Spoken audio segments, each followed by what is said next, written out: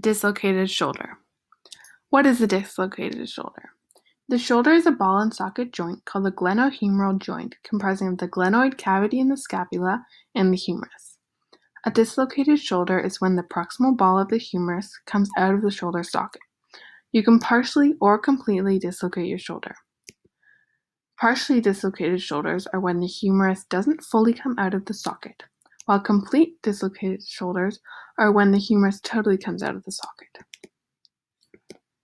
What is affected?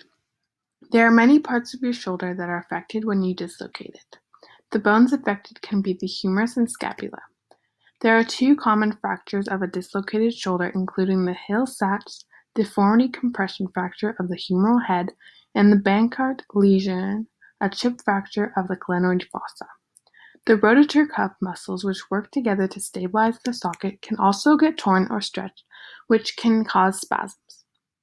As well, the labrum cartilage and many tendons and ligaments that keep the shoulder in the socket can be torn. There are many causes for a dislocated shoulder, such as any contact sports like rugby and football, or sports where you can fall easily like gymnastics. You can also get injured and dislocate your shoulder from falling hard on your shoulder or if you fall with your arms outstretched. This is a very common cause for older people. You can also dislocate your shoulder with a hard blow to that area or a strong pull on your arm. There are many symptoms for a dislocated shoulder. Symptoms can include severe pain in that area, limited motion in the shoulder, bruising, or disfiguration of the shoulder. Some complications after having dislocated your shoulder are that your shoulder is now more susceptible to dislocation, so it is very likely and easier to dislocate it again in your lifetime. Also, your shoulder is unstable while it is healing, so harsh movements or blows to the shoulder can prolong the recovery or dislocate it again. To treat a dislocated shoulder, you should see a doctor. They will take an X-ray and MRI to evaluate the injury and see if there are any tears or fractures in the surrounding areas. Then the doctor can pop the shoulder back into the socket. You may then need surgery if there are tears in the tendons or ligaments. In some cases, before you get to the doctor, your shoulder may pop itself back into the socket, but you should still seek medical attention. Recovery time. The recovery time of a dislocated shoulder depends on the severity of the injury.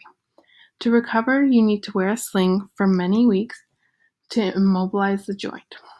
The first few weeks, you need lots of assistance on everyday tasks. Then you can slowly reduce the amount of assistance and get back to your regular day routine, still limiting the use of your shoulder as much as possible to improve the recovery time. For full recovery of the shoulder, it can take around 12 to 16 weeks. There are many physiotherapy exercises for recovery. Some examples include wall push-ups and shoulder abduction. To perform a wall push-up, stand facing the wall, extend your arms and place your hands on the wall. Step your feet back, then flex your arms, bringing your face towards the wall. Repeat 8 to 12 times. For the shoulder abduction, start with your arm to your side, then raise your arm away from the midline of your body as much as you can or until your arm is horizontal. Then lower your arm and repeat. Two other exercises include shoulder blade squeeze and shoulder flexion. To perform the shoulder blade squeeze, stand with your arms to your side and bring your shoulder blades together. Do not raise your shoulders as you are squeezing. Hold this for 6 seconds, then release. Repeat 8 to 12 times. Finally, for the shoulder flexion, lie on your back with one hand holding the wrist of the hurt shoulder. Slowly raise your arms above your head until you feel a stretch in your shoulder and hold for 15 to 30 seconds. Repeat 2 to 4 times. These physiotherapy exercises will help you regain strength and mobility in your shoulder. Continue these exercises as your doctor says. While these exercises may be mildly painful, be aware that if they cause extreme pain, you should see your doctor again for a reevaluation. Thank you, and I hope you enjoyed my webinar on the dislocated shoulder. Here are my sources.